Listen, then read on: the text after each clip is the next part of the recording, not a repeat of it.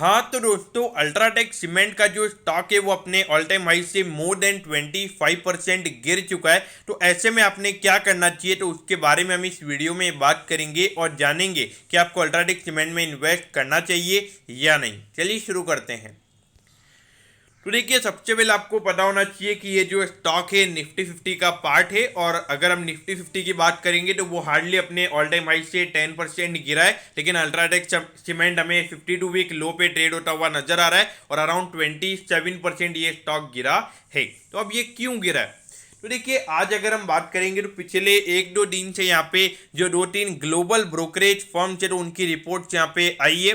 तो उन्होंने ऐसा बोला है कि जो यहाँ पे इनपुट कॉस्ट यानी कि जो रॉ मटेरियल का कॉस्ट है वो यहाँ पे जो बढ़ा है इन सीमेंट कंपनीज के लिए, और ओवरऑल थोड़ी सी जो डिमांड इकोनॉमी में कम हुई है तो इसकी वजह से इनके मार्जिन पे बहुत बुरा इंपैक्ट पड़ा है।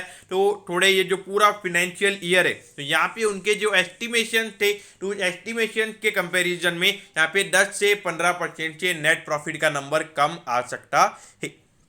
तो देखिए, डेफिनेटली अगर कोई ग्लोबल ब्रोकरेज फर्म यहाँ पे रिपोर्ट निकालेगी और वहाँ पे उन ग्लोबल ब्रोकरेज फर्म को बहुत सारे एफआईआई फॉलो करते हैं, तो उन एफआईआई ने यहाँ पे देखा होगा कि इसकी प्रॉफिटेबिलिटी अगर कम हो सकती है तो उन्होंने वहाँ से पैसा निकाल कर कहीं और पैसा डाला है। तो इसीलिए हमें यहाँ पे एफआईआई यहाँ पे सेल करते हुए नजर आ रहे हैं। ऐसा नहीं है कि उन्होंने सिर्फ आज ही सेल किया है, वो बहुत टाइम से सेल कर रहे हैं। अराउंड 20% स्टॉक ऑलरेडी नीचे था अपने ऑल टाइम हाई से, और आज लगभग 6% ये स्टॉक गिरा है। तो देखा जाए तो काफी अच्छा करेक्शन हमने यहाँ पे अल्ट्राटेक सीमेंट में देख लिया है।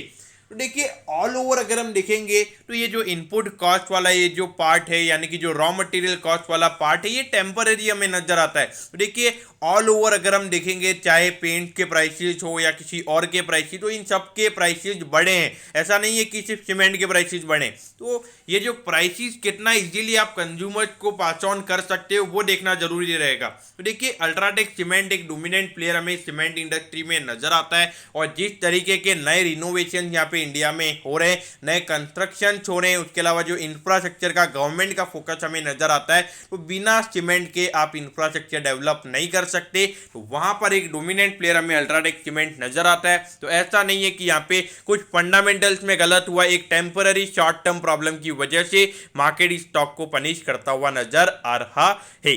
तो यहाँ पे जो लॉन्ग टर्म इन्वेस्टर्स हैं तो उन्हें डेफिनेटली अपॉर्चुनिटी एज अपॉर्चुनिटी लेना चाहिए। जो शॉर्ट टर्म में अगर आप देखोगे तो रोज आप 6% का फॉल नहीं देख सकते। जो यहाँ पे बुरा होना होता है वो एक दिन में हो जाता है, लेकिन वहां पे जब स्टॉक का जो रैली है वापिस जो ट्रेंड चालू होता है तो उसके बाद में वो धीरे धीरे बढ़ता है। ये बात आपको समझनी होगी। तो मेरे ख्याल से अगर आपने लॉन्ग टर्म के लिए इन्वेस्ट किया हुआ है और अगर आप लॉस में हैं, यहाँ पे आपने एवरेज करना चाहिए।